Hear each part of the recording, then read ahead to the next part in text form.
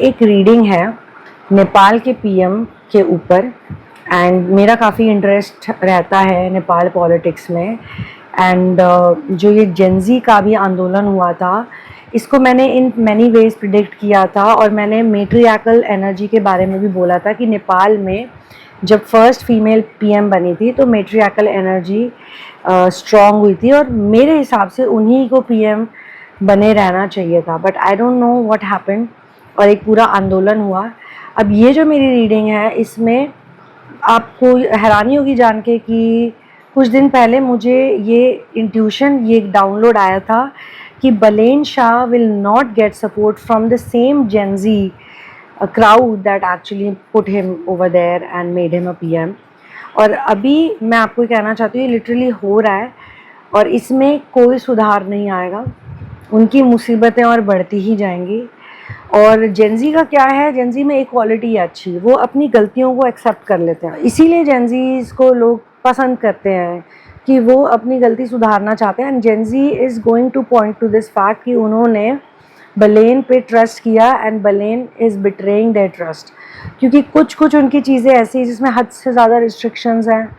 मतलब कि उन्होंने ये सोचा था कि he will be a cool PM and he will add a lot of funk and lot of joy, add a lot of fun element and make everything very positive and happy go lucky type of बंदा होगा, वो बंदा बनेगा, बंदा ऐसा मतलब PM बनेगा।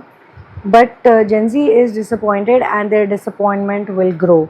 मुझे नहीं पता ये कितनों को रीच आउट होगा या कब रीच आउट होगा, it's a timeless reading, but definitely he will not continue to get the same kind of respect or love from the same people who put him over there on the chair। and ये भी हो सकता है कि कोई female हो सकता है वही जो पहले बनी थी वो वापस आए या फिर कोई और आए, लेकिन इस बारी मैट्रियार्कल एनर्जी, बिकॉज मैट्रियार्कल एनर्जी की जो हीलिंग हो रही है ना वो नेपाल से ही हो रही है। Nepal is the place, is a very high vibrational country and it has been chosen in the whole world, पूरे वर्ल्ड में, पूरे ग्लोब में चूज किया गया नेपाल को to raise the matriarchal energy or be the harbinger of this energy, be the starting point of this raised vibration and respect for women, females, feminine energy, mother energy, nurturing energy, basically divine feminine energy का जो rise होना है वो वहीं से होना है, वो एपी सेंटर बनेगा और फिर वो इंडिया में भी आएगा, बिकॉज इंडिया नेपाल एक्चुअली में प्रीटी मच सेम ही है। तो वो एपी सेंटर थोड़ा सा बड़ा हो जाएगा, बस ये पॉइंट बड़ा हो जाएगा, ठीक है। तो इंडिया और नेपाल प्रीटी मच एक साथ काम करेंगे इस एनर्जी पे। अभी इंडिया में भी बहुत चेंजेस आएंगे, यहाँ के लोगों की भी एनर्जी और रेज होएगी और बलेन की, पीएम बलेन की इस प्रेडिक्शन के साथ साथ पीएम मोदी की भी एक प्रेडिक्शन करने का दिल कर रहा है। मैं इसे प्रेडिक्शन नहीं बोलूँगी, मैं इसे सिर्फ रीडिंग बोलूँगी, because I could be right, I could be wrong, पता नहीं फ्यूचर में क्या होता है। बट अंदर से जो एक गट फीलिंग आ रही वो यही है कि, और मैंने इस पर एक्चुअली रीडिंग भी की थी, I will not deny that, PM Modi has a very beautiful energy. I know some people don't like him and I know मेरे ही जान पहचान में कुछ ऐसे लोग हैं जो उनको ज़्यादा पसंद नहीं करते और कुछ ऐसे लोग हैं जो बहुत ज़्यादा पसंद करते हैं, उनको बहुत ज़्यादा उनके लिए डिवोटेड है। But he will continue to operate in the government में।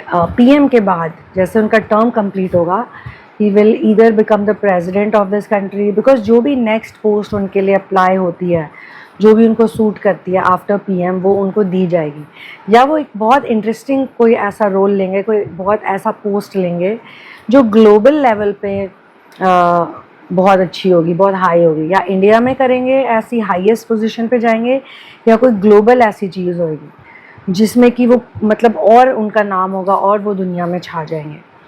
एंड हाँ, ऐसा हो सकता है बीच में लग सकता है कि शायद वो ना करें, कुछ नेगेटिव नहीं मैं बोलना चाहती हूँ, बट हो सकता है 100% नहीं है ये भी एक अफवाह भी हो सकती है, कुछ दिनों के लिए हो सकता है, and then he can come up and say कि अरे मैं बिल्कुल हेल्दी वेल्दी हूँ। हेल्दी वेल्दी तो नहीं, वेल्दी के बारे में तो नहीं बोलते, हेल्दी हूँ, वाइज हूँ ज़रूर बोलेंगे। वेल्थ को लेके वो आगे भी ऐसे ही रहेंगे कि मुझे वेल्थ में कोई इंटरेस्ट नहीं और मैं क्या करूँगा वेल्थ का, कहाँ लेके जाऊँगा मैं wealth. But he will always appear as a opulent person जो कि अबंडेंस कॉन्शियसनेस में है। He will always dress up well, he will always be strong, and he will inspire, he'll continue to inspire people. बलेन का भी ऐसा होगा कि बलेन might, PM बलेन might go back to entertainment world, and ऐसा नहीं है कि उनके प्रति लोगों के मन में हेटरेट होगी, बट वो वाला नहीं होगा जोन जो शुरुआत में था ना। उन्होंने जो करना था उन्होंने कर दिया। उनको बेसिकली नेपाल को वर्ल्ड मैप पे लाना था और नेपाल के बारे में ये चीज़ फैलानी थी कि नेपाली लोग और Nepal as a country, Nepalese people and Nepal as a country is a very high vibrational land nation. इसकी मिट्टी में ही वो बात है, इसके लोगों में ही वो बात है, वो उनके डीएनए में है खुश रहना। तो if let's say how it can change, अगर चेंज होता है तो तभी होगा if he will adjust with this vibration and he will make everything fun and light hearted, and he has to do this one thing कि वो India और नेपाल के रिलेशनशिप्स को जब अच्छा करेंगे, जो वो अपनी रिस्ट्रिक्शंस लगा रहे हैं और बहुत सारी चीज़ों में उनका आ रहा है कि ये नहीं है सही, ये नहीं है सही, ये नहीं है सही, this is not what people wanted from him. Because India और नेपाल के रिलेशनशिप्स ऐसे भी हैं कि बहुत से लोग इंडिया के वहाँ रहते हैं, नेपाल के इंडिया में रहते हैं, बहुत सारे लोग हैं भाई, बहुत सारे। तो वो जो रिस्ट्रिक्शंस क्रिएट कर रहे हैं वो नेगेटिव एनर्जी बढ़ाती है ना, भेदभाव बढ़ाती है और एक वो कर रही है। अभी तो इतना अच्छा जोन है, इसमें सिक्योरिटी बढ़ानी चाहिए, इसमें नए मेजर्स आने चाहिए, इसमें और फ्रेंडली संबंध और कैसे होए विद सिक्योरिटी ये सोचना चाहिए। सिक्योरिटी भी बढ़े, फ्रेंडलीनेस भी बढ़े। उनका शुरू में लगा था क्योंकि उनका जो सॉन्ग है बलेन का, अब की बार बलेन सरकार, एक्चुअली ये मोदी से इंस्पायर्ड है। मोदी का लोगो था ये, अब की बार मोदी सरकार, अगली बार मोदी सरकार, इस तरह से ये आया था जब शुरू में मोदी जी आए थे। फिर अब की बार फिर मोदी सरकार तो उसी से बनाया अब की बार बलेन सरकार। तो फिर क्या हुआ, why is he not friendly towards PM Modi, why is there this strange energy.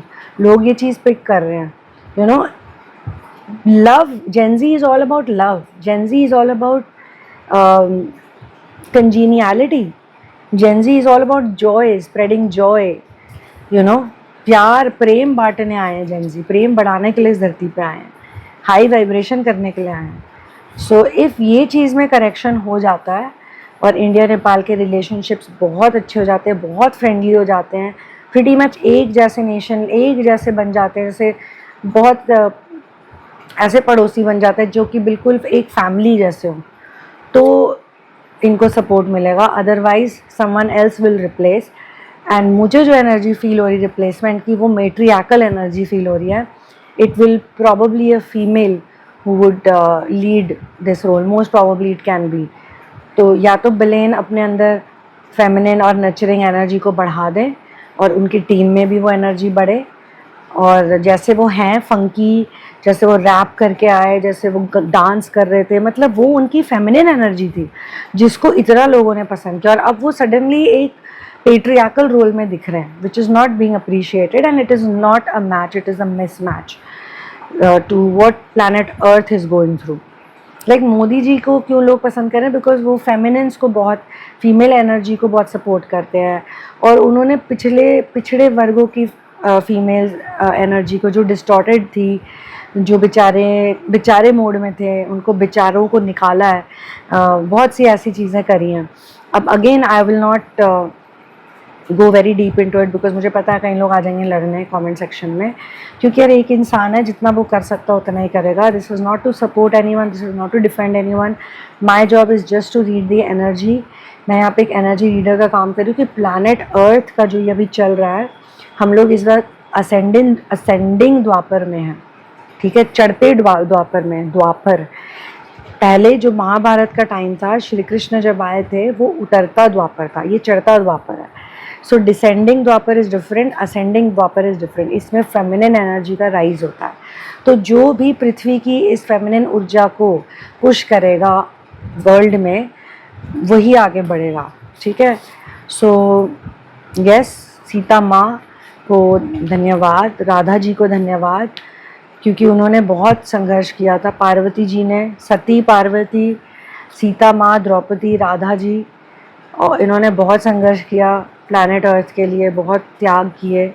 तो we must be grateful to them because now earth is going towards golden as.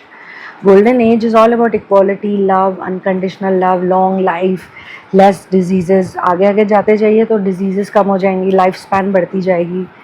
ये सब बाय प्रोडक्ट्स हैं. So see you in the next one. One love, peace out, and victory to Ram.